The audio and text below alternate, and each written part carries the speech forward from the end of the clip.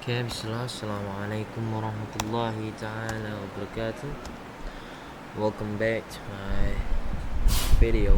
Alright, so the latest part of this session, we're talking about the AGRP filtering access control list on lab 5, which is we've break down the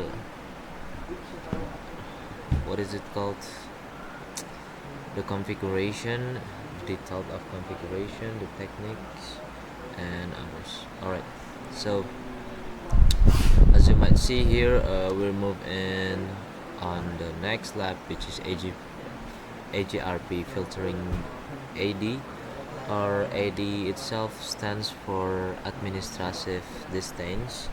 So alright, we'll waste any time, let's just deep dive into the material. So as you might see here, there are several routers, and each routers have their own configuration, R2 only probably. Alright, so I'll just break down the concept of this configuration. I'll explain about what does the configuration do and what is it for, and why is it implemented into the administrative distance. So as you might see here, instead of booking routes, this technique change a route's trust code, or the administrative distance, so that even if a route is received, the router won't install it for if another router with a more trusted score exists. So for an example, R2 use an access list to match a network, and the distance comments to make the routes from the source very untrusted distance to 155, so they won't be used. So why is it so important? So if you want to prefer one source of route information over another, for example, prefer locally connected or static routes, or prefer one routing protocol's routes over another, or you want to effectively ignore routes from a particular neighbor without completely blocking reception. Alright, so let's just move into how does it works in step by steps. So the first is administrative distance, which is AD. It's a number that says how much the router trusts a route. Lower equals more trusted. Example, AD values, common defaults, connect equals 0, static 0 equals 1, EGRP equals 90, and OSPF equals 110, and RIP equals 120. So under the routing process, you set a command like distance to 155 here, and wait a minute, 155. I don't trust this route all, and sorry, my bad. And 155 is the maximum route. Will not use the route. Alright, so and the router still receive the route update, but because the administrative distance is very high, the router will prefer another route or drop it if another else. So wait a minute.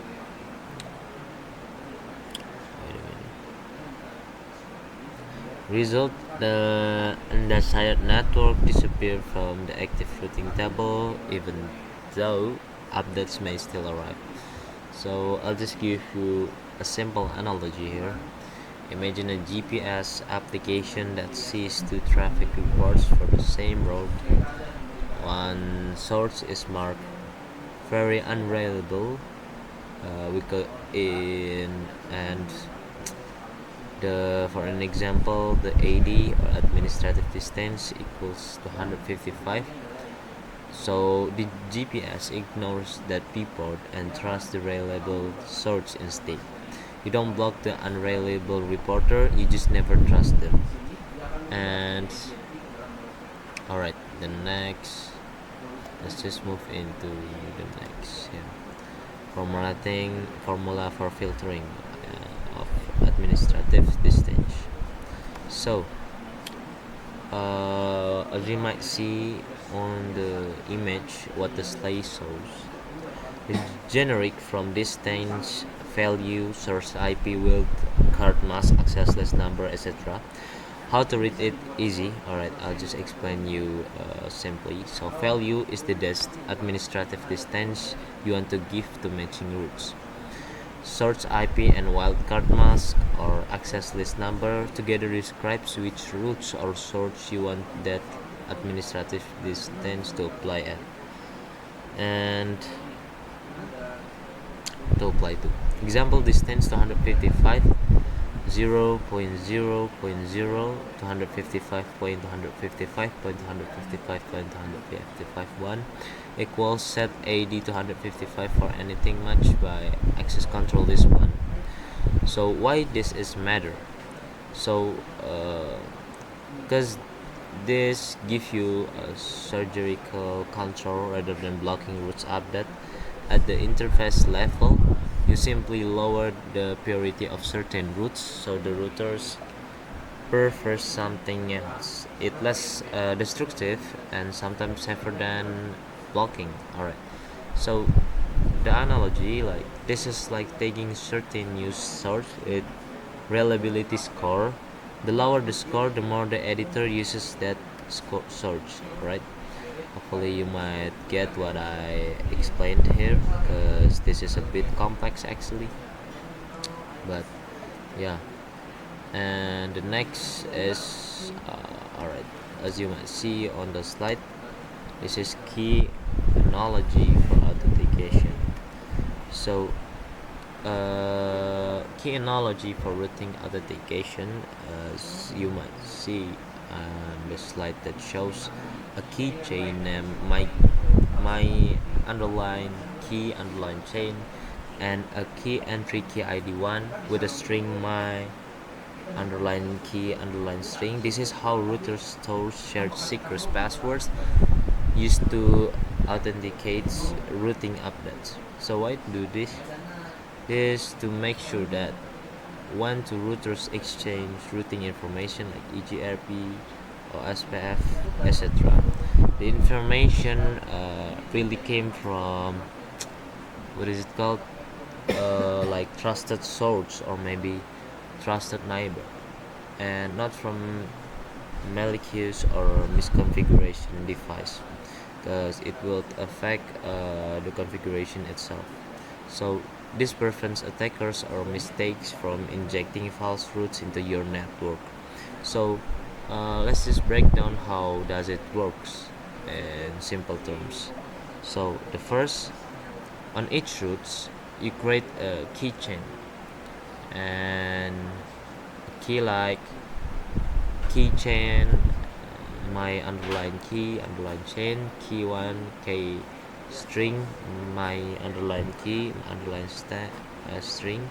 Then you tell the routing protocol or interface to use the keychain, for example IP authentication mode AGRP10 and MD5, and IP authentication keychain AGRP10 my keychain on the interface. Exact comments vary, but the idea is the same. So when routers talk, they sign their routing message with the key and emit an MD5 or HMAC hash.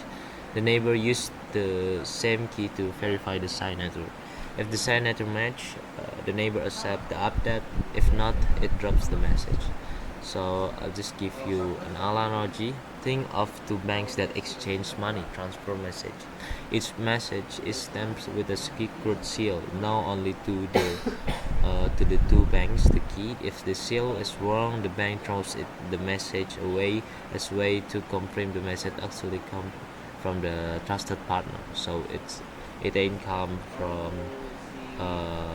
untrusted source. So I'll just give you a quick cheat sheet summary for today's explanation. So prefix list out, make a list of subnet, telling neighbors about them. Alright, so if you haven't watching my latest video, you might watch.